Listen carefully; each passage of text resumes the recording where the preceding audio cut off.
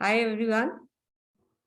So we'll give everybody some time to join in. In the meanwhile, I'll just introduce, we have Mohit here from NIIT Foundation and Karthik, who is, a master trainer of NIIT Foundation with around 8 years of experience in Cisco Networking Academy projects and ITA, CCNA, Cyber Ops, lot of CCC there in Cisco products. So he will be helping us with our foundation, the first course that we are talking about. So we'll just wait for everyone to join and maybe we will start at 6:05.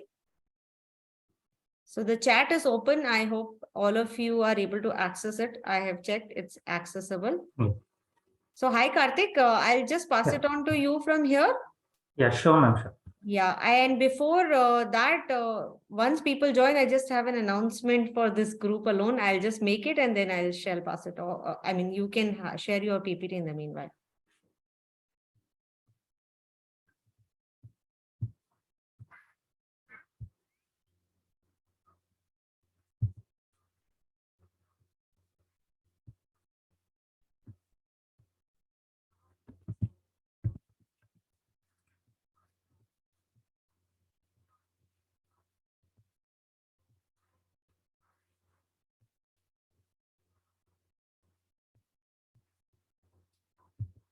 So, hello everyone, and first let me introduce myself. My name is Karthik Bhardwaj, and I'm from NIIT Foundation, and I'm a cybersecurity slash Cisco trainer here at NIIT Foundation, working with many other projects as well.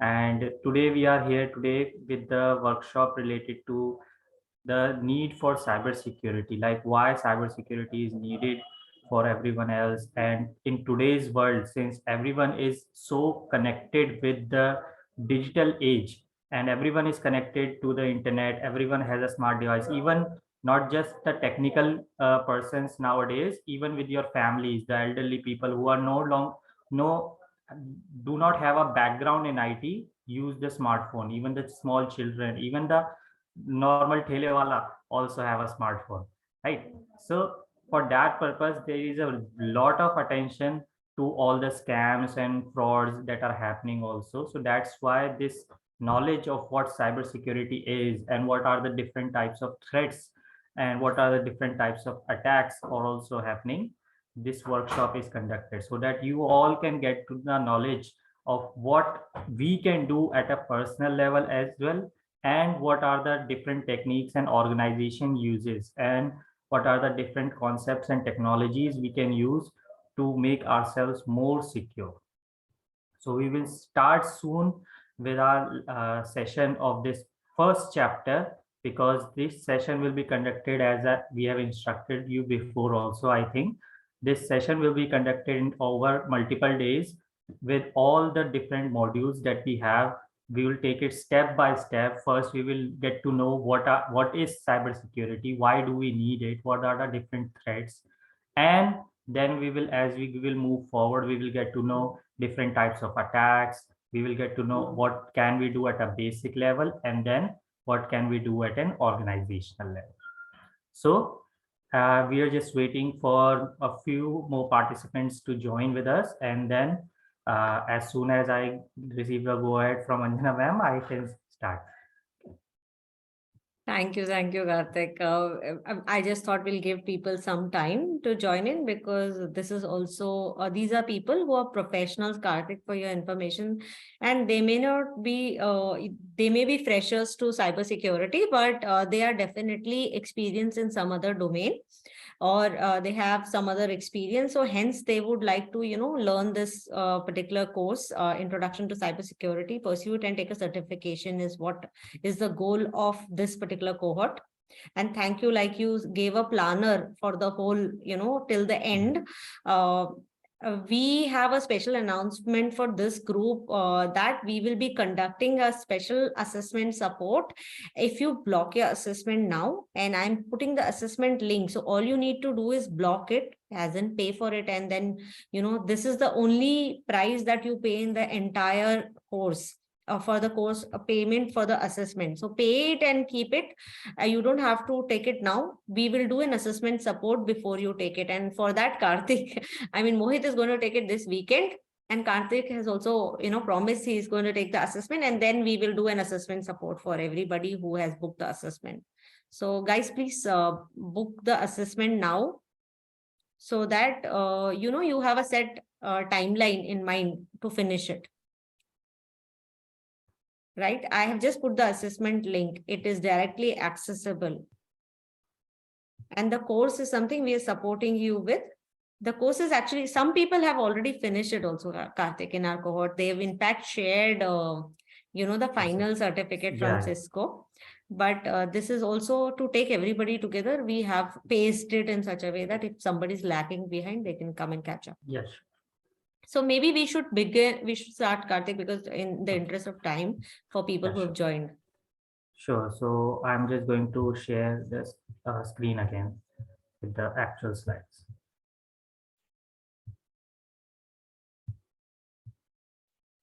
So as per before, everyone, we will start today with our first module, which is named what is the need for cybersecurity and the need of cybersecurity.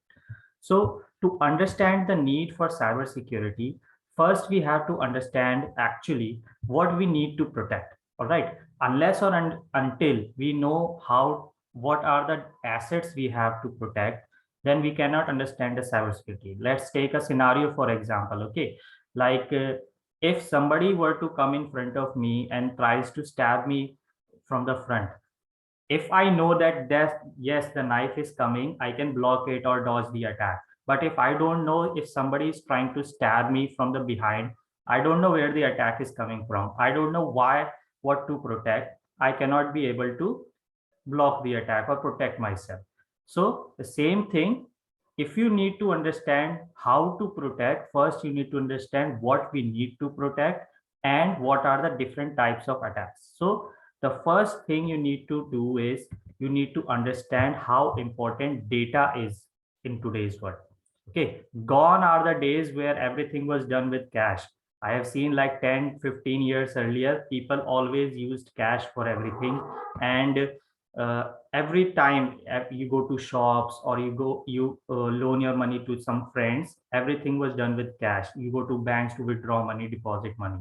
But now in today's world, even all of your money and everything is done by online transactions and online money.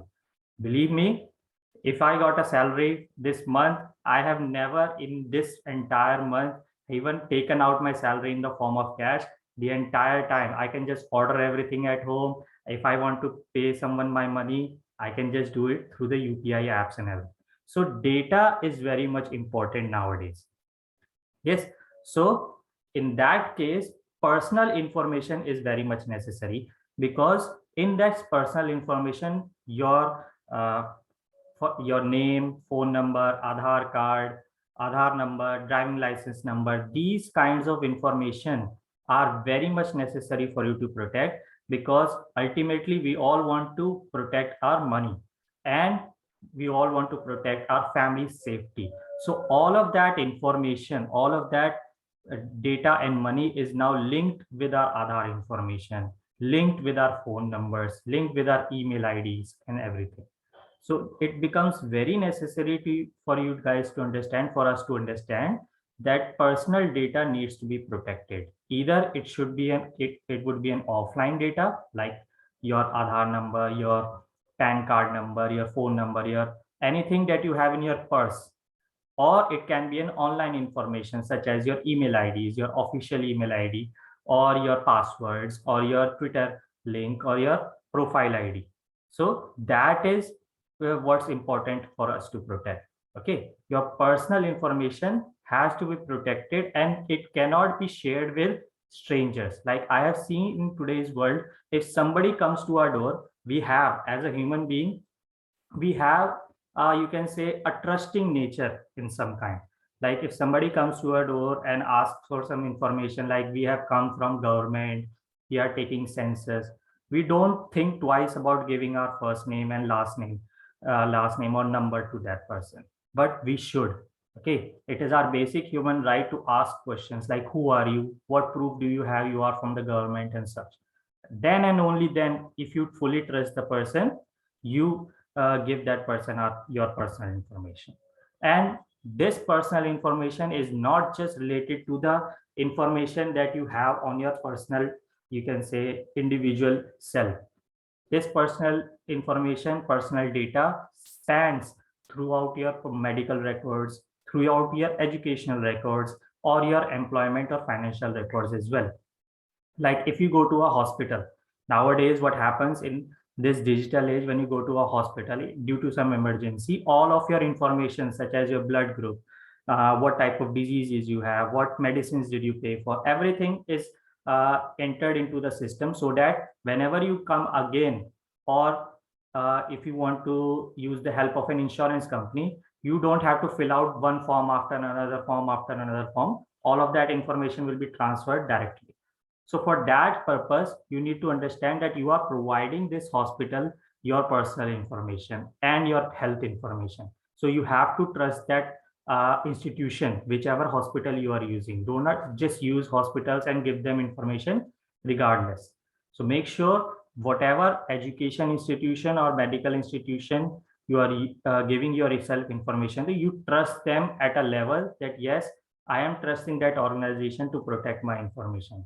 For example, students trust us. Okay, whenever I go to a college and I give them the lecture, students, many types of students, 100, 200, 500 students give us their information, like their phone numbers, their house numbers, because that becomes now our responsibility, our organization's responsibility to protect their students' data. So same goes the other way also. Whenever you are handling your data to another organization, you have to make sure you trust them as well. So personal data is your priority. See, personal data, to protect personal data, no one else will come forward. No one else can protect your personal data for you. I cannot protect your data for you. You have to make sure that you are keeping that data within yourself.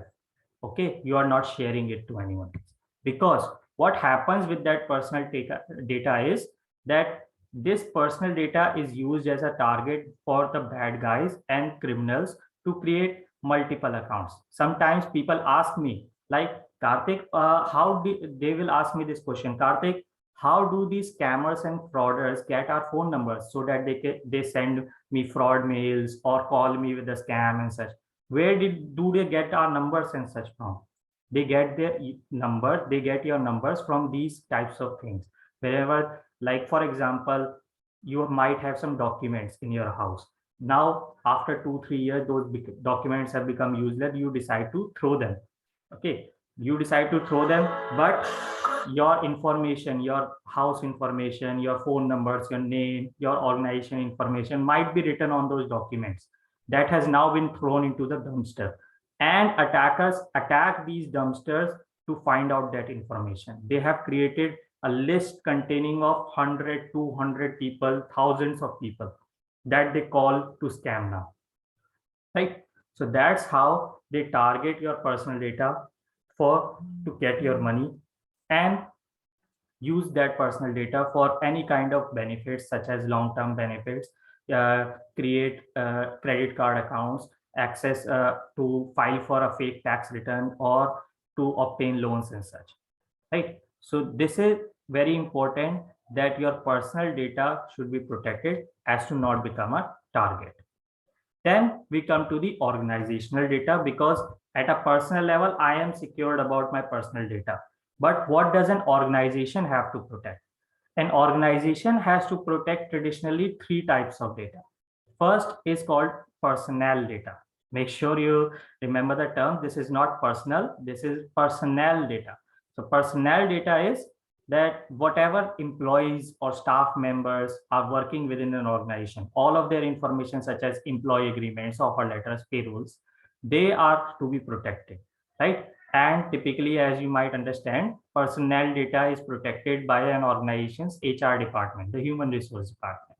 Then an organization has financial data. Every organization has a finance department where they collect all of their client information, their transaction reports, their bank information, even the employees' salary accounts, and such. All the income statements, cash flow statements are managed by the finance department, and they protect their financial information.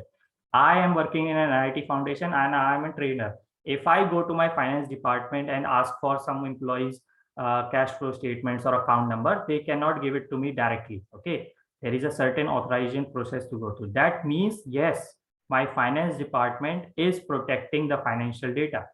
Yes, so an organization protects financial data as well.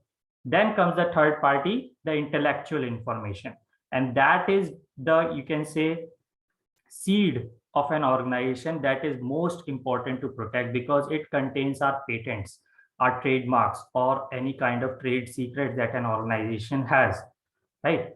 Any organization you can tell about. For example, Cisco has a Cisco Networking Academy, and Cisco Networking Academy has these courses that we have. Although indirectly we have courses content as well. For example, these PPTs I am showing you right now, these are the intellectual property of Cisco Networking Academy. If you want, you can take screenshots of it, but if you want these videos or PPTs for your personal use to put it up on YouTube or anything, you cannot do so, because this intellectual information is protected by us, by Cisco Networking Academy, right? Because this is our intellectual information. This is something that we have guarded, because if this data is to be leaked, our organization will become, you can say, suffer some loss. Okay, so an organization has to protect these three information traditionally: personnel, intellectual, and financial. Then comes IoT and big data. IoT stands for Internet of Things, as you might know. Some people might know already, and some people might be already using IoT devices, but they don't know that this thing is called IoT devices. Okay, for example, IoT devices consist of sensor-based smart devices, right? These are the smart bulbs, the Google Home, Alexa, smart fans, washing machines, ovens, whichever are connected by Wi-Fi nowadays. These are called IoT devices. And this is now taught in the organizational data, because IoT devices itself now collect information from you guys, right? For example, I use a smartwatch from Noise Company. Okay, now Noise Company smartwatch I use, it collects my heartbeat, the steps I daily take, and my blood pressure monitor, my sleep schedule, and everything. This data is not only collected just for the show of my app, okay, just for my information. All of this data is now collected by Noise Company in their data center as well. Noise Company takes that information, such as how much users are using my smart devices, smart watches, in this region or this region, what type of model they are using, what function they are using the most. This data is called big data. Okay, so the data collected from IoT devices is called big data, and organizations have to make sure that this data is protected. And that's a very big challenge nowadays faced by the organizational community, because big data is so large in volume. I'm not just talking about GBs, I'm talking about TBs of data, because it is collected all over the world from millions of people, right? So it is a very large amount of data captured in various different formats, such as videos, photos, textual format, and such. So it becomes a very challenging aspect for an organization to protect this data, to apply some security techniques, encryption, or any kind of other techniques. But still, we are having this challenge because it is such a large amount of data to handle. So we will find out techniques to secure this data, because big data and Internet of Things is a very relatively new industry in our society nowadays, but we will surely overcome this in the future. And lastly, we come to the final principles of cybersecurity. Like, why do we need cybersecurity? Okay, whenever someone asks you this question, or you ask someone this question, why do we need cybersecurity? You can explain it to them, or you can explain it by these three terms: confidentiality, integrity, availability. This is also called a CIA triad, because this clearly explains why we need cybersecurity. Take an example right now again. We use gmail.com for our mailing services, right? And I want my Gmail accounts to be confidential. Okay, everyone wants that if I send a mail to my friend, I want to make sure that this mail will never be leaked and only my friend will be able to read it, right? That's confidentiality.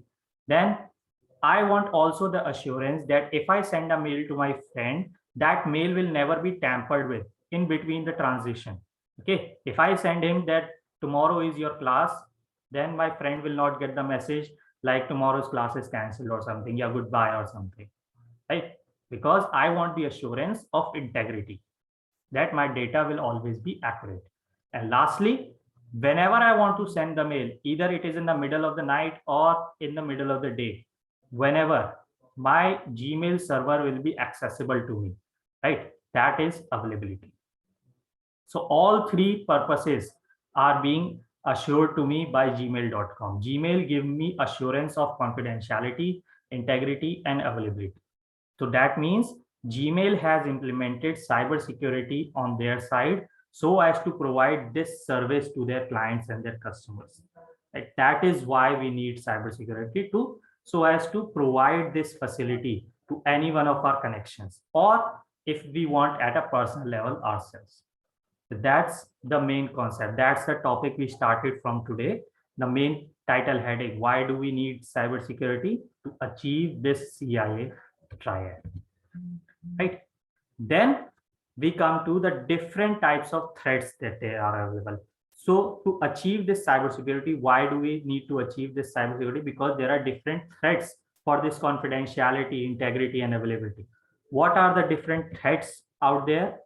Two types of threats there are. First is called an internal threat, and the other is external threat. Internal threat is whenever the threat, you can say, spawns from the inside of an organization or a network, either accidentally or by purpose. A threat can create itself by chance from inside the own organization. Okay, let's take two examples to understand that. First example, right now, let's take a scenario Dell. Okay, an employee is fired from Dell organization. Okay, now that employee, which is just been fired, is now in a state of anger and such. He decides to take revenge on the company and goes to his desk, copies all of the company intellectual information, financial information onto the pen drive, and takes it home and sells it on the black market.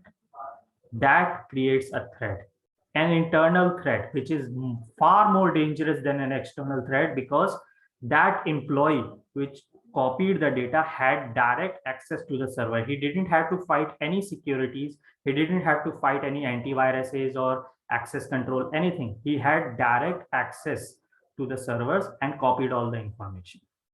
That's the first scenario. By purpose, he created a threat in the organization.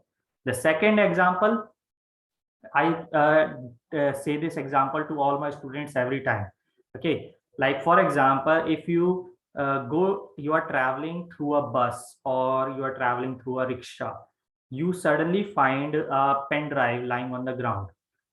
I can guarantee like 80% of the time, since these are teenagers, right? So I can guarantee 80% of the time students will pick up the pen drive and say, wow, I got a free pen drive for today, like 32 GB. And they will take that pen drive home with them, or they can take this pen drive to their college computer labs and such, and they will insert it. And suddenly the malware inside the pen drive is spread everywhere. This is actually called a rubber ducky attack.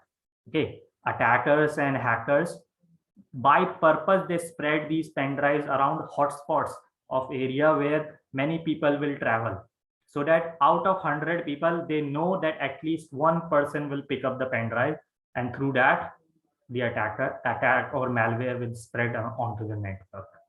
So this creates an internal threat, because by their own hand, by accident or by purpose, you create a threat in the organization. Then we have the opposite, the external threat, where the threat is now coming from outside the network. Okay, someone by purpose is targeting your organization for any kind of purpose, for their financial gain, for their personal gain, or anything. There are various different kinds of criminals and attackers that do that. So let's take them by category. First are the amateur attackers. Okay, these amateurs are don't have any skill. They have no tools. They have no knowledge of hacking or anything. Okay, these are kids. You can say these are students. These are teenagers who just learned about hacking and they are fascinated with the concept, like, oh my god, hacking is so much fun and everything. So why don't we do this with our neighbors? Why don't we attack our neighbors wi-fi for their internet? Then they will go online, search on Google how to crack wi-fi on Google, and they will download some softwares, learn some trick and everything. These are called amateurs because they are not skilled in this area of expertise. They are just doing this for fun purposes, right? They are doing this for training purposes or fun purposes, so just for testing purposes. They are called amateur attackers. Then we have the professional hackers who do this thing for their own personal financial gain, and they have been doing this just since they have learned about hacking, and they have learned about hacking for years of training, with years of training. So these are called professional hackers, and they are also divided into three categories. First is white hats. White hats are the types of attackers that we aspire to be. Okay, anyone who wants to go into cybersecurity and wants to learn more about cybersecurity skills and everything, we aspire to become white hat hackers because these are the good guys. They discover weaknesses in their organization just for the purpose of resolving that weakness, just for the purpose of making our servers more strong. Even there are white hat hackers that work with the government, work in the SOCs, the security operations centers, to catch other criminals, to make sure our government is more secure and such. They create more technologies, algorithms, softwares, anti-malwares, just for the purpose of benefit of humanity. These are called white hats hackers. Their total opposite, I think you can understand, the black hat hackers. They take any advantage they can get. They find small weaknesses inside someone's organization, and they take advantage of that weakness or vulnerability to attack that organization just for the purpose of stealing their data, selling it on the black market, destroying their data, or any kind of attack they want. Right? These are called black hat hackers. For just for their own financial, political, or personal gain, they commit criminal acts. Then there are gray hats. Just by the name alone, I think everyone can gather, just like white and black mix becomes gray. These kinds of hackers, the gray hat hackers, are people who have a foot in both the worlds. Okay, they can do either good, they can do either bad things, depending on their agenda. Whatever agenda they want have followed, whatever their moral compass can flow through, they can commit any kind of attacks. For example, they can commit attack for a good guy company to catch the criminal if they are getting the money enough, or they can work with the attackers as well to commit acts against the government if they are getting the money enough, right? So they can flow either side. Good or bad is nothing to them. They always travel the gray area of the world. So they are called gray hats hackers. Then we have the typical organized hackers, that whenever the black hat hackers create a group between them, and they create an organization of the cyber criminals, such as we have the hacktivists. Hacktivists are people who spread false messages inside WhatsApp, through mail or messages, just so to spark protests or any kind of propaganda messages, just so that for their political downfall or political protest, political unrest, they create messages flow, right? They spread messages and mails through for their own propaganda. They are called hacktivists. Then we have terrorists as well. I don't think anyone needs to understand what terrorists are. Everyone knows terrorists are the very worst of humanity that commit crimes upon, you can say, country levels attacks. They commit crimes, bomb blasting, and they can always use cybercrime for their purpose as well, to commit crimes on the government, steal their data, blackmail information, sabotage organizations as well. And then we have state sponsored hackers. These are gray hat hackers. State sponsored are gray hat hackers that work for money. They won't do anything by themselves. They will never commit crime just for their own sake. They will always just lie in wait. They know that some company will hire them, some state will hire them, some country will hire them to commit crimes on their behalf. Those are called state sponsored hackers. So these are the different kinds of external threats that we have, and they can commit attacks by finding out your vulnerability. This is the very first step in an attacker's arsenal.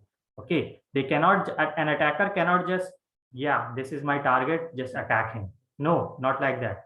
An attacker's first preference, or you can say first step in any attack, is finding your vulnerability.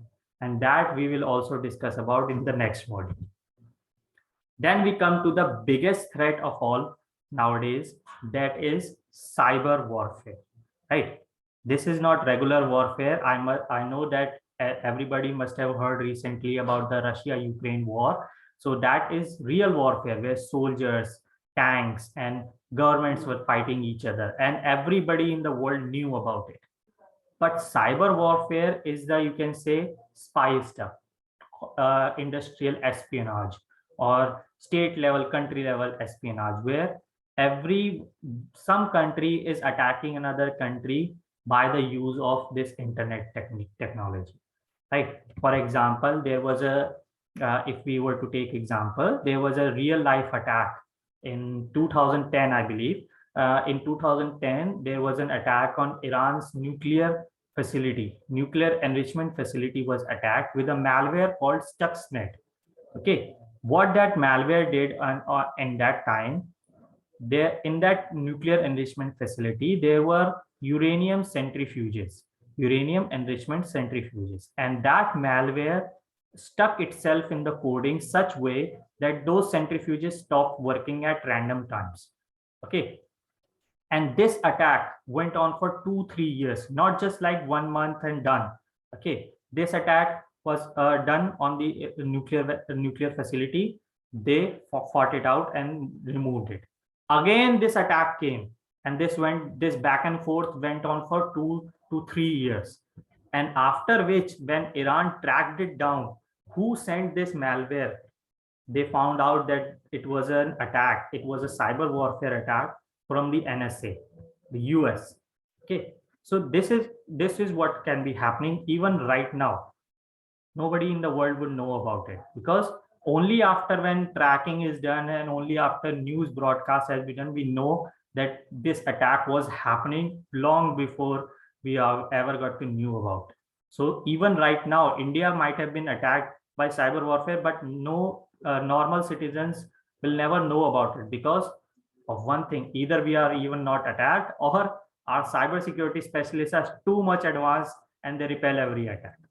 So you can say, for it is a dream for any white hat hacker to become certified so advanced in cybersecurity, so that we can fight back cyber warfare and protect our own country, right? Because it is a very largest threat nowadays, because if a government fails down, citizens will lose faith, citizens might panic, even they might question what technology they are using, because technology was made for betterment of humanity, not just for criminal activities, right? So that is the threat we are facing nowadays. And you might get scared right now that, oh my god, Karthik has said so much of spread so much of threat in this world today, that what we can do about it. So no issue. Over this module, over this workshop, we will talk much more about how can we protect these things, because there are very large threats out there, but we have very large weapons as well to protect against these cyber threats. And we will also talk about how to implement those weapons at a personal level as well and an organization level as well. With that, our first module of today's, you can say, cybersecurity, in which we talked about what cybersecurity is, what are the different threats available and such. We talked about different kinds of security breaches and what are the motives of the different attackers, and even we talked about cyber warfare as well. So I hope you guys understood all of the information that I shared. And if somebody has any kind of queries regarding the content, or if they have any questions about it, feel free to ask in the chat box and I will be happily answer those questions. As I can see in the chat box, many people are asking that, can you send the PPT in my email? So we will talk about it with our panelists, and we will sure to share the content with you guys as soon as we can.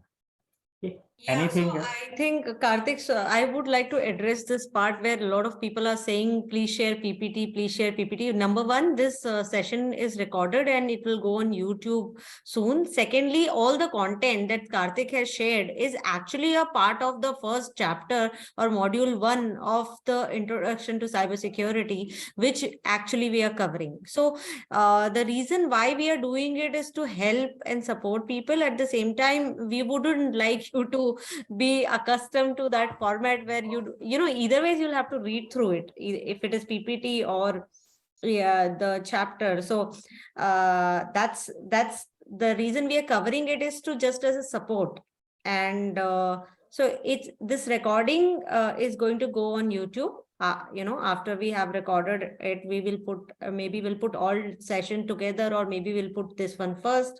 However, you'll get to know it. Even if it is recorded on Zoom, we will share the recording link, number one. Number two, it is the same content that you have to read actually. And it's already covered by Karthik. So we would like to, in fact, know what is your questions, what are your queries on the content? Do you have, if you proceeded and some of you have moved forward, do you have any other questions? Yes. One more thing I want to add, all the contents are available also in the NetAcad, where they are going to coming for the Cisco portal. So all the content are available on that portal also. So you can get the access of Cisco NetAcad, and you can get the access of content also.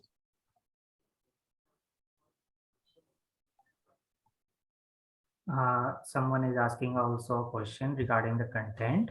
Just give me a moment. Can you let us know what are ways to identify whether malware is running on system? I mean, is there any tools to detect, or is it manual process or not?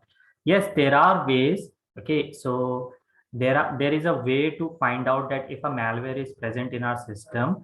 There are actually two ways for that, but actually those ways you can understand when we will start our third chapter, which is the protection part, where I will teach you how can we fight back, and what are the tools and what are the different kinds of questions available. Mohit sir, if you would advise that if I should tell it to them right now, or we should wait for the chapter to start, I can do either thing. I think you should wait for second chapter because we have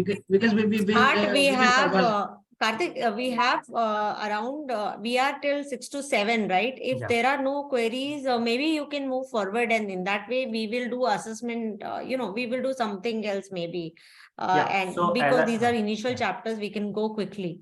Yeah, sure. So as I said, there were two ways I said to find out if your system has a malware or not. First, one way I will tell you right now, one way we will wait for the actual chapter to get to. So the first way you can easily guess, Parker, I will share my screen for that, because I have to show the entire process of detecting. Just give me a moment.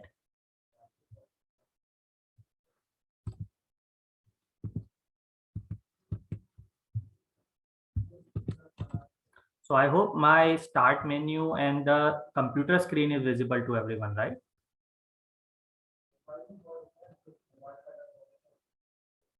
Is it visible? Yes. Yeah. Sure. So what you have to do is to find out if your computer is infected with a malware or not is, first thing what a malware does is that every time your malware, if a system is infected with a malware, your system becomes kind of slow or it starts hanging up.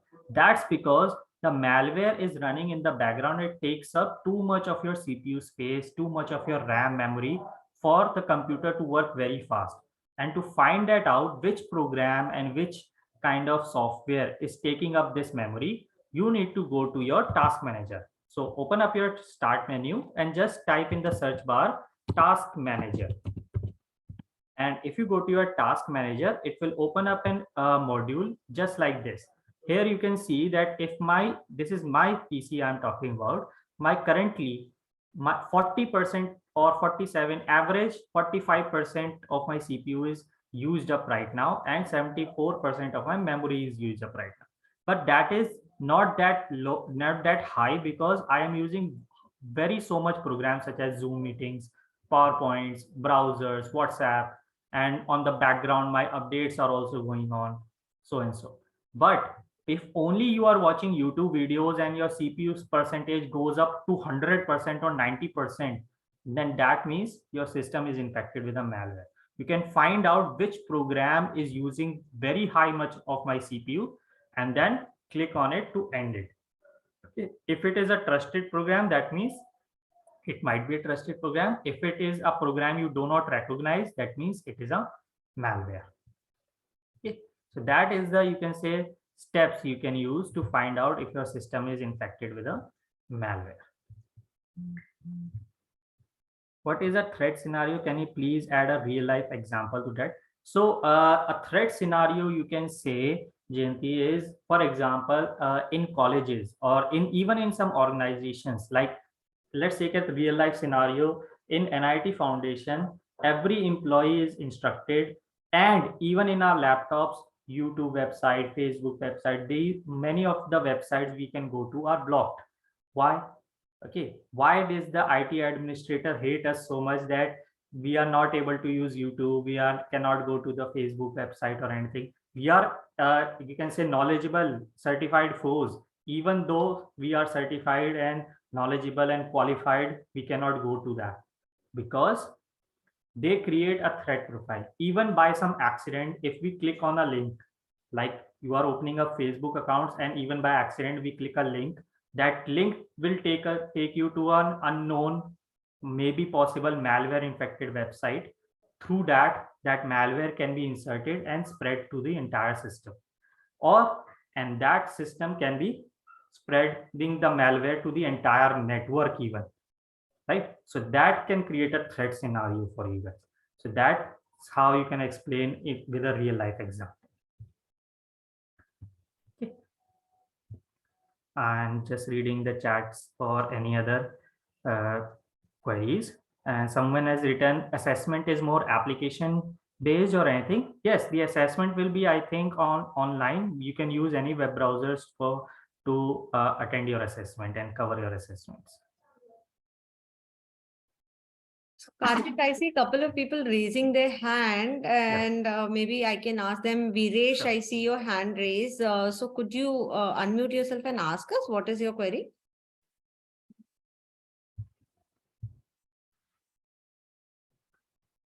Also, there is a question, are we going to learn some security tools? Yeah, so sure, we will learn some security tools. See, this is an entry level course, so we will I am going to tell you about some security tools that we use in an organization in the upcoming chapters.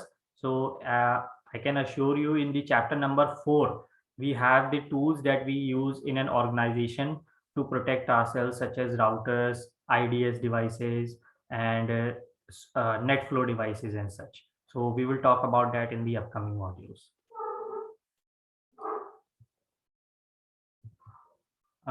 Someone is writing, any possible to view malwares on Windows events. So as I said, there is another method that you have to install an anti-malware on a system. That anti-malware will automatically detect your files for any kind of malwares. And the very first, you can say, trusting anti-malware you can use is, it is embedded in Windows 10 and Windows 11 itself, and it comes in by default with the name of Windows Security. We can use that feature of Windows to find out and capture malwares, and it will show you the name of the file that is infected with the malware itself, so that you can decide whether to keep that file, whether to delete that file, and everything. Someone is writing, is checking on cookies or extensions of websites creates malware in a system? No. See, checking on cookies doesn't create malwares. Okay, cookies is a very good functions of browsers, just for created just for your help, so that you can fill up your passwords, fill up your forms, and everything easily. Checking on your cookies doesn't create malware, but there are malwares out there that steal your data from the cookies folder.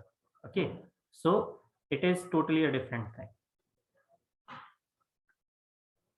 So I think somebody asked about certification. I'm just putting the meaty certification link where you need to obviously pay.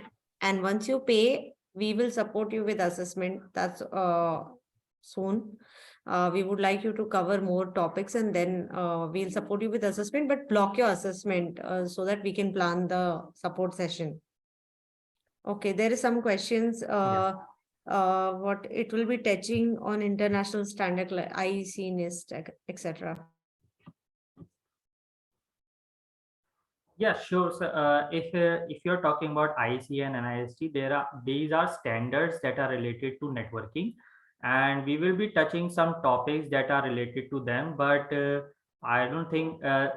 See, this course sets up a base for you for the advanced certifications, advanced global level certifications. If you're talking about IEC and NIST, so to cover those topics of advanced certifications, to actually get those advanced global level certifications, you need to know the basic knowledge level stuff. So that is what will be covered in this. Okay.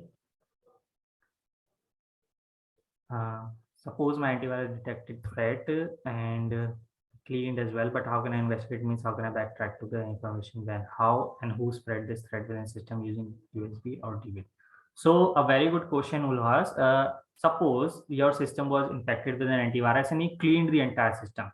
See, this happened recently to my friend as well. So let me assure you, what happened is there is no guarantee that you will get your data back. Okay, there are malwares out there that has the sole purpose, that was created for the sole purpose of destroying data and deleting data. Okay, cleaning out malware and making your system more secure doesn't necessarily mean that your data will be back always. Okay, there are some malwares that what they do is they hide your original data and make a copy of that data and camouflaging themselves as the data. So when you clean out the data, your original data can come back, no issue. But there are malwares that are created specifically to delete everything.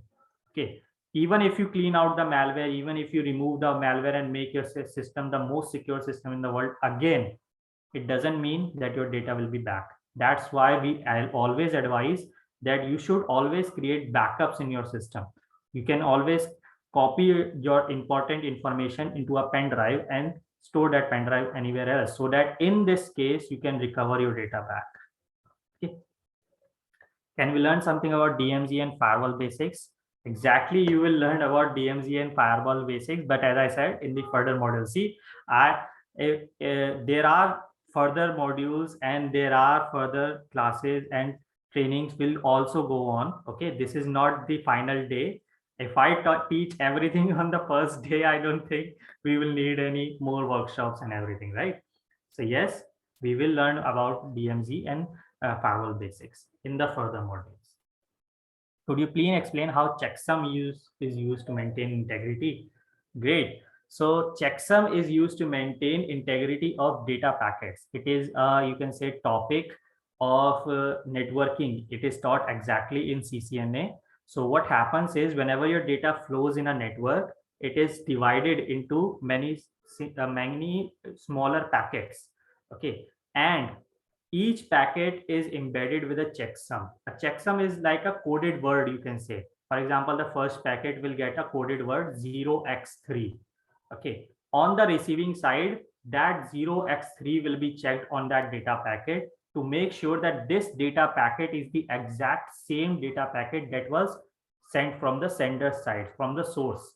It is not some faulty or tampered packet that was sent by some attacker. That's how checksum is used to maintain integrity, because that will make sure on the receiving end that yes, this is the original data sent by the source, not some fake data sent by the attacker. Okay. And somebody is also raising their hand. Kottu Reshwar, feel free to unmute yourself and ask please your query. Yeah, I actually gave him permission to speak, but Koteshwar, could you please unmute yourself and ask your query?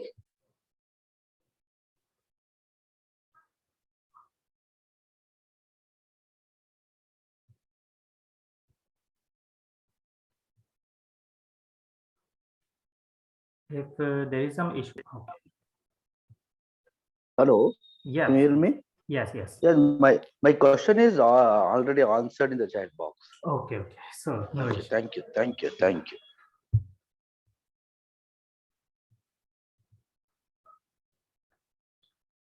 So any other queries if you have, I'm looking forward in the chat. If by somehow your question was went up to the chat box on the top and I missed it, please also. Yeah, I think also that happens because when you have a lot of chats, it's kind of miss. So I request, if your question got missed, you can write it again and I will answer it. Yes, as you have mentioned about risk of click of unknown URL, how to find which URL is safe by checking whether it HTTPS. Yes, you can make sure that your URL is safe by checking that always every URL should have HTTPS, and you can never be unsure. Okay, nobody can give you 100% sure guarantee that the link they receive is secure or not. Okay, for that purpose, see, I cannot be sure even. I am cyber secure. Okay. I have implemented all cyber security techniques, and even I am not sure sometimes that the link I receive in my mail or my WhatsApp is secure or not.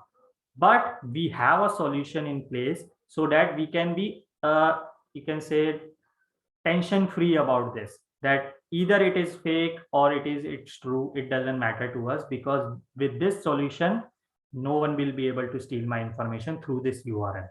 Okay, so we have this technology in place. It is called actually a VPN.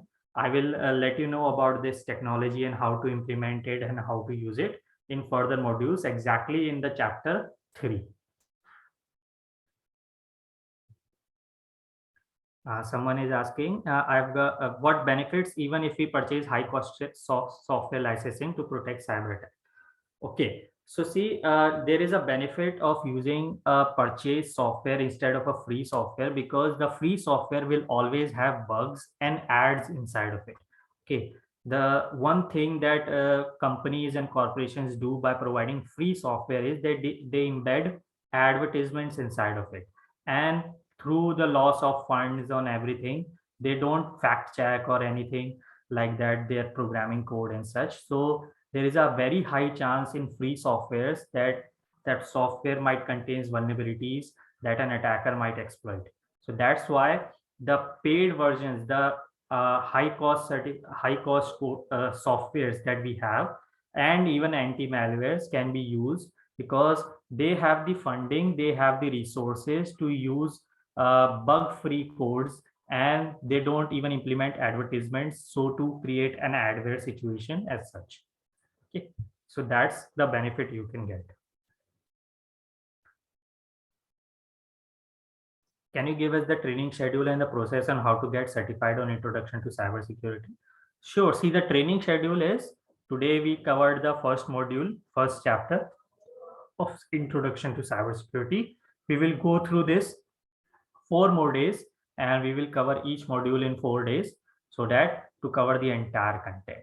Your schedule will be, I think, shared with you on your mail, and each and every day you will get notified on your mail that this session is starting for the notification. Also, to just let everybody know, it's a self-paced course and some people have already finished it. This is a value-add mentor session that we are doing. Reason is to just reinforce whatever you have learned, because once you might have done it on your own, but you tend to forget it. When Karthik comes here and talks about it, you remember, oh yeah, I read it. So it's always good to be prepared with whatever he's going to cover in advance. And that is the best thing, because you'll remember what is, then what you learned. It will be twice reinforced. And also, all of you can please block your calendar for the MEET certification. I am sharing the link, and we will do the support session only for those who have blocked it. And the recording will be shared. Since you are attending the live session, the recording will be shared. Two questions I might address today again.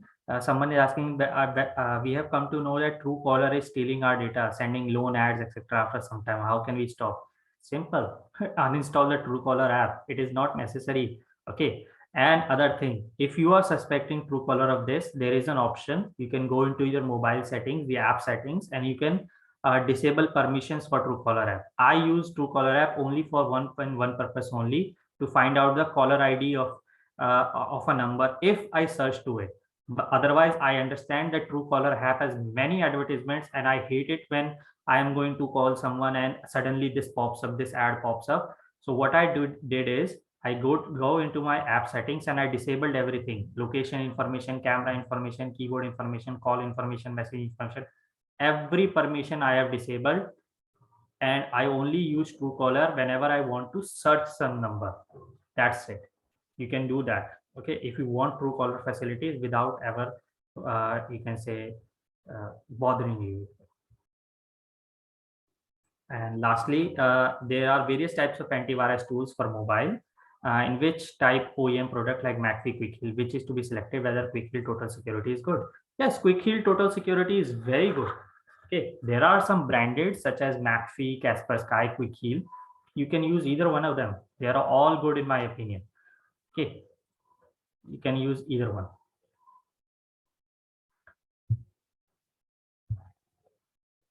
And someone is asking, can you repeat it once again, fast forward mode, whether you have explained? I have just joined the meeting. So fast forward. Let's not answer that. Okay, yeah. So, see, you're supposed to, this session was supposed to be from 6 to 7. This is a value add session that we are doing. It's a self-paced course. You can log into, I think, Anjana, can you put that link once again? I've just put the link of the course. You can join the course, learn it. And just because you are joined at the last minute, you still will get the recording. So please go through the recording. So I think all the chat questions are answered right now, and we are already reaching the time.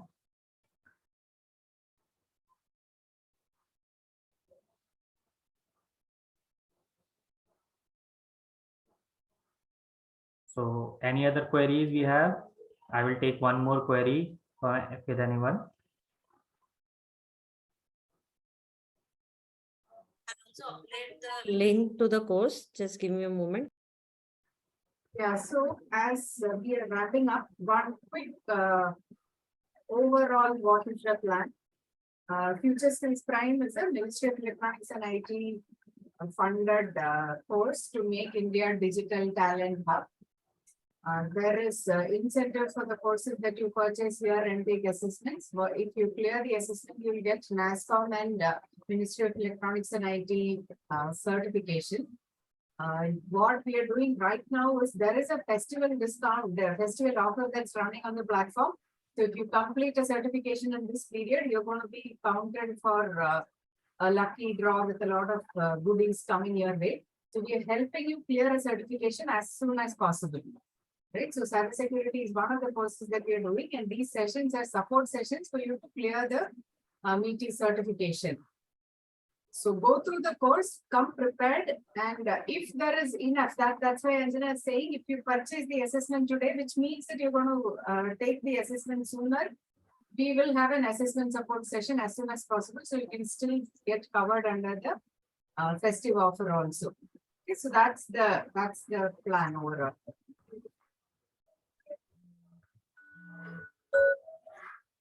Okay. Thank you. Yeah, Anjana, we find it.